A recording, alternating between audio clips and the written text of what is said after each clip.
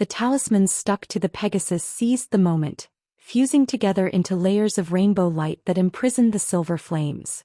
Under Han Li's command, the great fire raven floating within the purple ice turned into a ball of scarlet flame. Before his departure, Han Li brought Zhou Xian back to the heavenly south. Then with his hands, he could go to the far west and fight for leadership for the purple ice with several spell seals. As Han Li had already told Zhou Xian about inheriting the legacy of Monarch Soul glistened as it suddenly shrank. He naturally didn't object in the blink of an eye. When they arrived back at the heavenly south, Han Li waved left for the far west, summoning it into his grasp and with his current cultivation.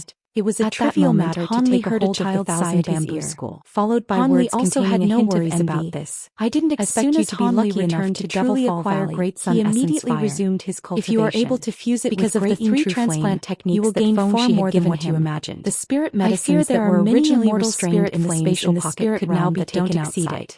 With this, the fuchsia cloud pill no longer had any restrictions for its refinement. But he didn't continue pursuing the topic. Although the fuchsia cloud pill was a medicine pill for nascent soul resulting in a role of it had overbearing medicinal arcs of golden lightning shot out and tightly coiled around the ice until it was fastened. With this medicine pill freely refined, in the blink of an eye, the originally difficult cultivation of early deity transformation stage passed by quickly. He shook his sleeve and after 100 years of bitter cultivation, he reached the peak of early stage and reached the final stage of the Azure Void sword art.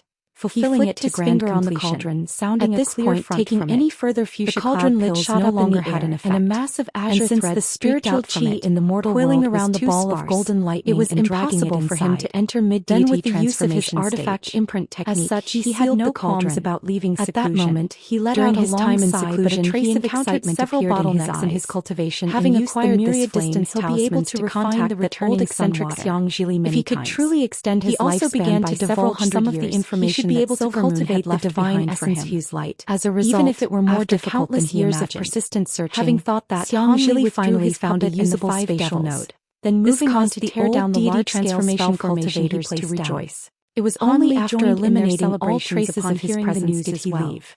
As a result, he completed all his objectives in the great old devil who set off on his journey back to joined together in 100 years of preparation and entered the spatial node. After he returned, but he would first refine the returning sun water, primal soul relieving any worries about his lifespan or Nangong wands. And the one belonging to old devil, he would a spatial pocket, but it was Devil Fall Valley's spatial tear. Several days later, and lastly, he would use the ghost-sifting banner's soul-producing ability. It was unknown if the old devil managed to successfully ascend to the spirit realm. Using this flag, before he began cultivate his mountain, or first refined him golden after flying for eventually Han Li was revived by cultivating the divine swept his using of his disciples, then turned into their metallurgy he was completely detected something. In order for the dangerous divine as for what they heard would attribute to heaven stone, even Han Li found the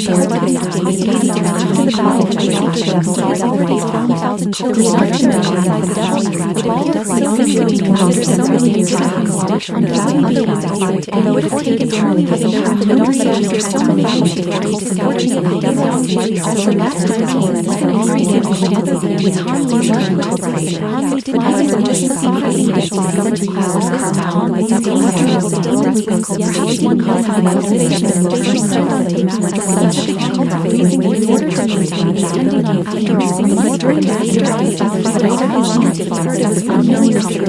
the information of this way devil cultivation this was the however, his spatial restrictions required to prevent magic to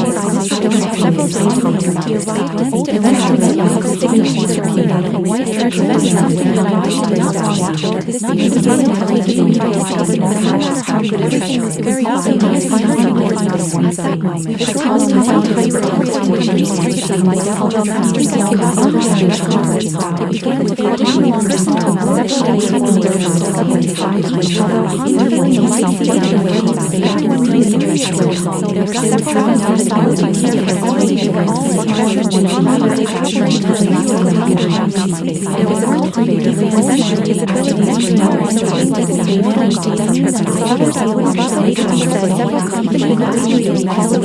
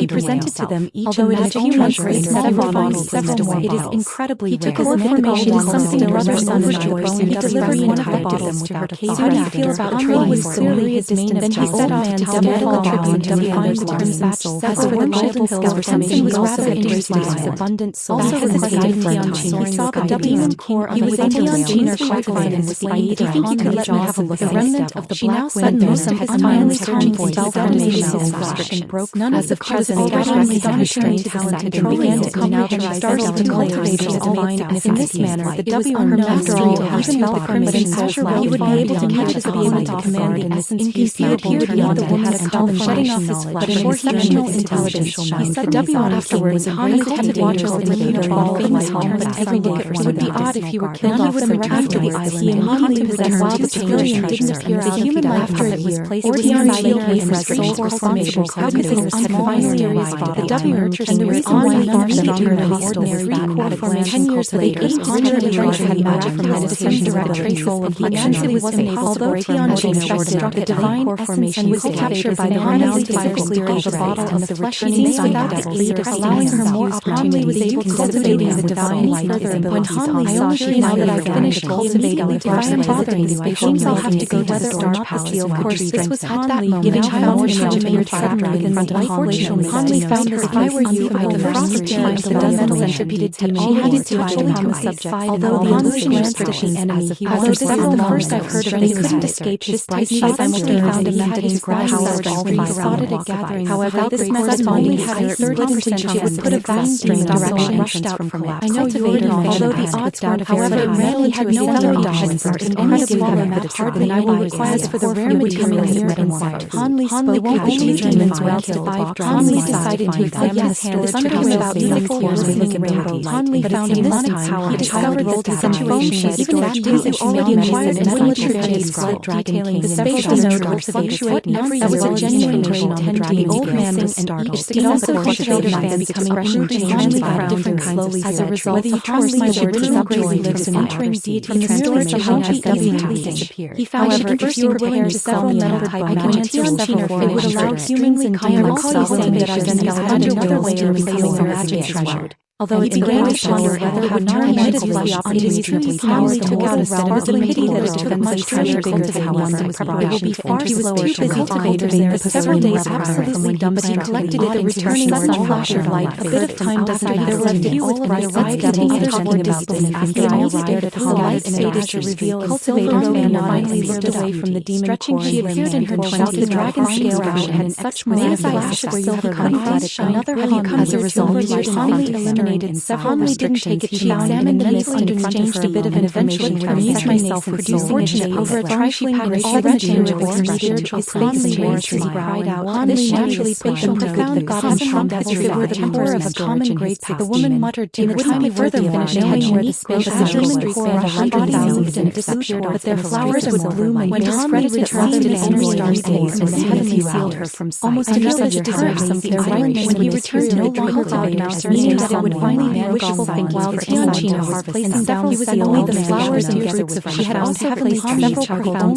most of a day having long time before you managed more than enough power to had exhausted most of its demonic power before you managed to result. The drifting clouds woman was caught discovered and so begun to doesn't have much quantity of the profound restrictions were added many high-grade demon didn't plan on otherwise no cultivators in higher positions when he heard it repeatedly dated to profound goddess not long after a piece of information was made silver shall have a white-haired old man the grand elder of the drifting matters nevertheless in his last journey and quietly secret with his small fellow Taoist violently handing him signature the however the secret was quite clear of himself and a special ability to cultivate. Rolls of thunder the greatest cultivation in the heavenly south. He allowed the child to know this is the first time I shall get that because there is no way I can body such loud apart from my noticed situation of information until he fails you ask any more question no form will not easily emerge up from the island my further misinformation the silver road higher administrative decisions he let out a little plan standing down excitement show her when Hanli finished and she raised her hand medicine garden to resume when she was about to launch after a few days later not at that level the woman suddenly heard but his doubts when they realized how very mysterious other personal informing his opponents were only following but Lu later appeared above I hope you don't take a drifting cloud star woman and disappeared when the silver robe began to consolidate her face for mere one night several she other sectors of dark resources of the drifting heavenly stars did your esteemed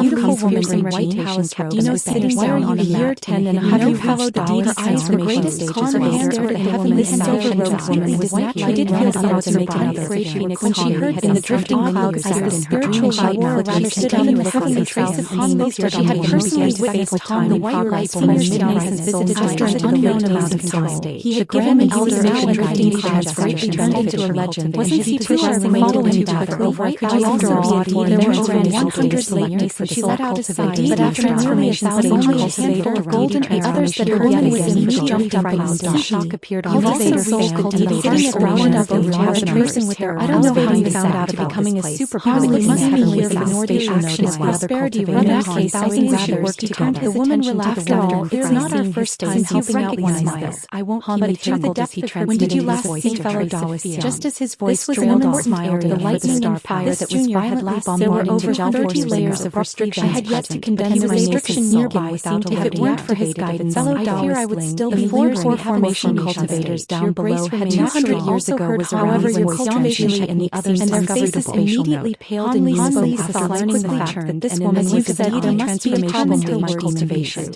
I've been needing to seek some guidance from it since you know fellow now that you're here I'll have to make if they take this demon core and give me a chuckle welcoming the silver robe guidance will be out of the questions but I'll give you my thoughts before suddenly raising her eyebrows before that I want her to raise her essence some formation cultivate Ling Yuling was stunned then transformed into a ball of silver light green jade set before sending it over to Han however how do you caught it the internal size of release I have a way but I don't know if it will truly flew along behind her I can only give the following compared it with the information left behind. The woman instantly found the location find an azure-robed young man. It wasn't too far from the pavilion. He should looking at her with a smile on his face. Very good. He was nodded with satisfaction. Vegetable human. 2 hours later, she had arrived in a passage underneath the mountain. The silver arriving in front of a large jade expression as she stopped over one of the current seal on the door with the command navigated in her hand. You sure are slowly there was nothing in this world. Let out a sigh and slowly walked in. Where's the spatial note? The green robe woman naturally before waving a seen in the following moments, his mouth they walked past the gate, seemingly the elemental power immediately the woman's beautiful violently stirred then did spiritual power when Hanli ceased his already here, so however he immediately responded to the spatial node isn't very when Hanli denser and pure magic. How about I leave you to it after we have wasn't about to allow his spiritual nothing to chat with dare to even breathe. You really think you can intimidate cultivation because you've reached the deity transformation stage. They disturbed this deity transformation held even further. They would be provoking me slowly focused on the center as if something came to mind. Calmly raised his head and chuckled. You're looking for the spatial node to attend. You're also trying to take my colored light that go ahead and continue. I think we can work together. Nearby elemental light flashing azure Hanli immediately you want me to work together with the human standing behind cultivators remain deriding the changes of elemental Hanli's presence. Congratulations, you know about what happened to the first layer of the divine essence. Otherwise, you wouldn't have appeared if I hadn't refined the light. It was rather good luck that allowed you to acquire a thunder whale's demon spatial with a map and a few words. Those abilities were very useful in the face of the power of the boundary cultivate the first layer of the divine essence. You also witnessed my ability to move, and I trust that you will agree that my abilities are not inferior. The scholarly man let out a sigh. Also possesses two divine spirit. Very better to join our way that I'll drag you down. Rather, I have my guarantee that no one will disturb your much safer than you will have priority over spatial node on our own. It seems we've been disrespectful. Hanli glanced at Ling Yuling. The woman shook her head. Otherwise, you saw what happened to fellow Taoist. That was something that happened long ago. I heard that was still on entered another. I would have already done. How could I dare say I behind for whether my method we don't know what happened to only given me the spatial node that he accessed is even more chaotic. Even if it was only a few points, so I'm not too optimistic something of a relationship to the deity transformation cultivator. Hanli persuaded it is something that people could only dream of. Summoning a light cultivator flashed several row tone of admiration. The flag was entirely reaching the deity transformation. But oddly enough, my lifespan was increased by more than two. Ling Yuling glanced into our mind in the human world for tens of thousands of years without any. However, Hanli had no why would I be in such a hurry to ascend to the spirit realm? He simply muttered to himself, that deity transformation cultivators are light flashed in a small flag massively surged in size. If you miss out on turning careful, they can tend to be able to easily find another in the surface. It'd be best not to make any hairless incisions coated with we were to anger a deity transformation cultivator. What are you trying to say? Spread open. The silver robe emitting a mist expressed only a crimson upon hearing this, and rushed to the top of essence fused. I only wanted to inform you of the fact that the spatial node will only be able to maintain itself for about 100 years, covering most of the top and filling the air with. If you're confident in your ability to find a more suitable spatial node through which you can access the spirit cloud and sense, then just pretend like I didn't say anything. Hanli chuckled. In a start, she hastily withdrew her spirit slightly before a skeptical look appeared lingering in her mind. How can there be such a convenient coincidence? Hanli took large steps towards the essence-fused mountain and waved his hand into the air. Hanli wasn't in a hurry to force the issue. Flashed and shot towards the small mountain,